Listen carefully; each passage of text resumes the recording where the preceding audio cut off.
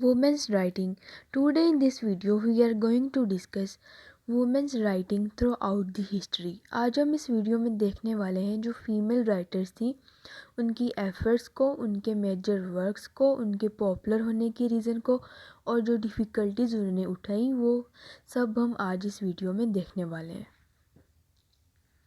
According to some critics, Aphra Behn is the first female English writer who is found in 17th century. इनके जो works हैं इसके अंदर ओरोनोको and the river शामिल है. इसके अलावा और कोई डोमिनेंट फीमेल राइटर हमें टिल 17th सेंचुरी नज़र नहीं आती.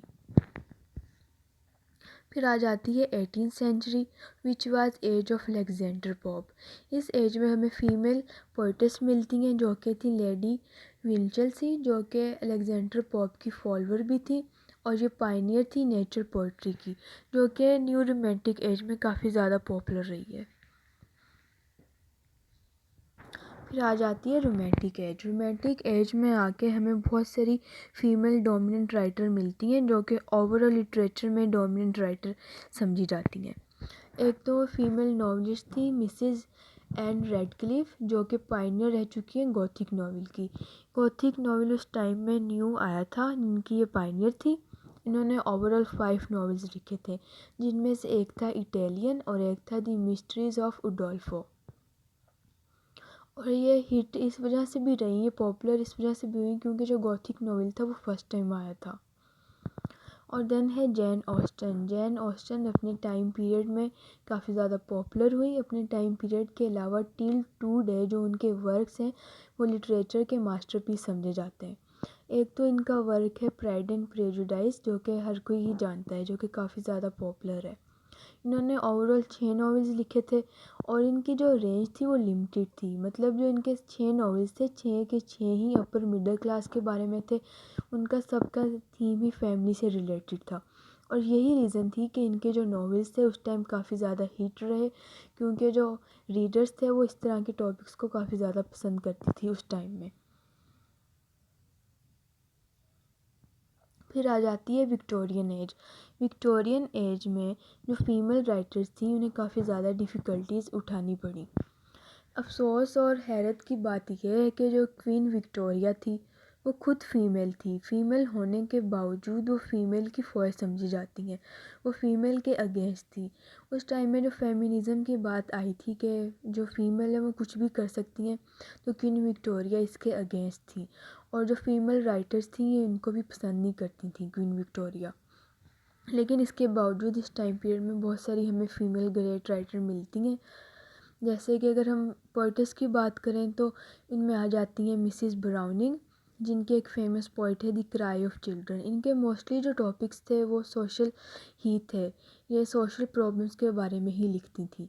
द क्राई ऑफ चिल्ड्रन में इन्होंने जो चाइल्ड लेबर है उसके बारे में इन्होंने ये पोइम लिखी है. और फिर आ जाती हैं रोज़ेटी क्रिस्टियाना.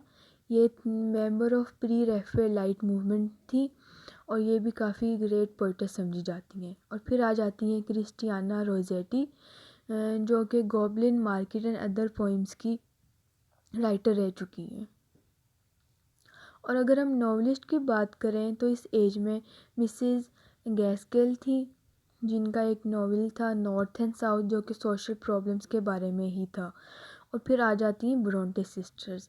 अब ये जो ब्रोंटे सिस्टर्स थी ना, एमिली, चार्लेट और एनी, ये तीनों सिस्टर्स थी और तीनों ही नॉवलिस्ट और पोइट्स थी.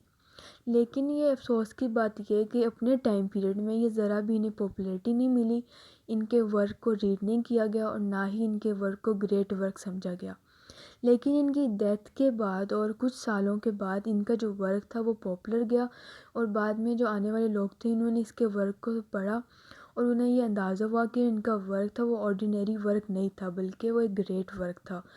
और एक तो इसकी रीज़न ये थी कि पॉपुलर नहीं हुई क्योंकि उस टाइम पीरियड में फ़ीमेल को इतनी इंपॉर्टेंस हासिल नहीं थी, सीरियस नहीं लिया जाता था. और सेकेंडली ये कि जो इनके वर्क्स थे ना वो इस तरह के नहीं थे कि फैमिली के हो गए या कोई टिपिकल वर्क्स नहीं थे, बल्कि मोस्टली स्पिरिचुअल वर्क थे और सीरियस टॉपिक्स के बारे में होते थे. एक ये भी इनकी रीज़न थी.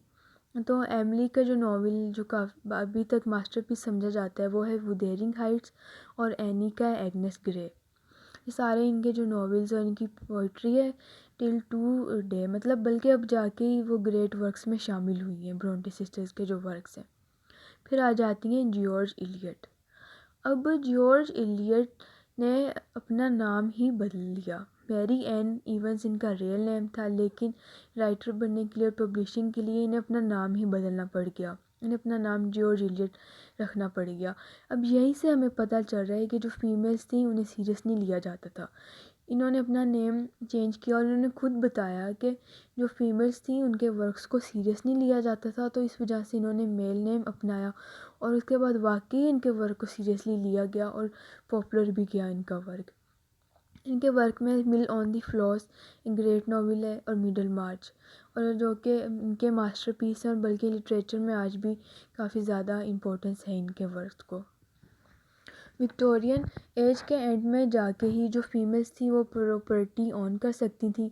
1890s में जाके वो एक्ट आया था, लेकिन उससे पहले जो फीमेल्स थी उन्हें काफ़ी ज़्यादा डिफ़िकल्टीज़ का सामना करना पड़ता था। आफ्टर डेट आ जाती है 20th सेंचुरी मॉडर्न एज। ये मॉडर्न एज वाकई जो फीमेल्स के जो इश्यूज़ थे वो काफ़ी ज़्यादा हद तक कम हो गए थे, जैसे कि प्रॉपर्टी ऑन कर सकती थी। और अगर हम राइटिंग्स को लेके बात करें तो वाकई बहुत ज़्यादा हद तक जो उनकी राइटिंग्स थी अब उनको सीरियस लेना स्टार्ट हो गया था ये काम, कि उनकी वर्क को भी वैल्यू दी जा रही थी। अगर हम ड्रामेटिस्ट की बात करें तो फीमेल ड्रामेटिस्ट जो हमें मिलती हैं वो है लेडी ग्रेगरी, जो कि आयरिश हिस्टोरिकल प्लेस लिखती थी और जो ऑडियंस थे इनके वर्क्स को काफ़ी ज़्यादा इंजॉय करते थे। मोस्टली जो इनके वर्क्स होते थे ना वो पीजेंट्स के बारे में ही होते थे, मतलब सोशल टॉपिक ही ये लिया करती थी अपने प्लेस के लिए। और अगर हम नॉवलिस्ट की बात करें तो वर्जीनिया वुल्फ, कौन नहीं जानता इन्हें। जो वर्जीनिया वुल्फ हैं वो डोमिनेंट रही हैं अपने पीरियड में भी और बल्कि टिल टुडे वो डोमिनेंट हैं। और स्ट्रीम ऑफ कॉन्शियसनेस टेक्निक इन्होंने यूज़ की, जो कि उस टाइम में न्यू न्यू आई थी, बल्कि इनकी पायनियर ही समझी जाती हैं। और टू द लाइट हाउस इनका डोमिनेंट वर्क है जो कि मास्टरपीस है इनका, और लिटरेचर में आज भी काफ़ी ग्रेट वर्क में शामिल है। आफ्टर डेट उसके बाद से हम बात करें जो स्टीरियोटाइप्स थे ना वुमेंस को लेके, काफ़ी हद तक एंडेड हो चुके थे। स्टार्ट में उन्हें बहुत ज़्यादा डिफ़िकल्टीज़ करनी पड़ती थी, वाइल प्रिंटिंग में उन्हें प्रिंटिंग कराने के लिए इशू होता था और मैनी मोर इश्यूज़ थे। लेकिन उसके बाद जो फीमेल्स थी उन्होंने राइटिंग उनकी पॉपुलर होना स्टार्ट हो गई थी, उन्हें लिखना भी स्टार्ट कर दिया था थ्रू आउट द वर्ल्ड, किसी एक कंट्री में नहीं बल्कि हर कंट्री में।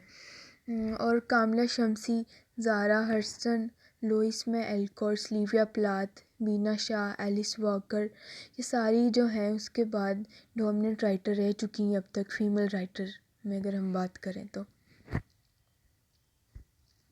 अब अगर हम कंक्लूजन निकालें तो यही कंक्लूजन निकलती है कि शुरू से लेके अब तक जो फीमेल्स थी उन्हें काफ़ी ज़्यादा डिफ़िकल्टीज़ उठानी पड़ी। ऐसा नहीं था कि अर्ली 17th सेंचुरी या उससे पहले या कुछ और राइटर्स थी ही नहीं, कोई लिखती नहीं थी बहुत सारी लिख रही थी, लेकिन उनका वर्क किसी को मिल नहीं सका या पब्लिश नहीं हो सका, प्रिंट नहीं हो सका, कुछ बहुत सारी रीज़न्स थी इसके पीछे। टिपिकली बस उन्हें समझा जाता था। लेकिन अब काफ़ी हद तक जैसे जैसे टाइम चेंज होता गया जो फीमेल्स थी वो डोमिनेंट होती गई, उनके वर्क को भी इम्पोर्टेंस मिली, और कुछ ऐसी राइटर्स थी जिनके वर्क को उनके मरने के बाद इम्पोर्टेंस मिली। Thank you for watching my video.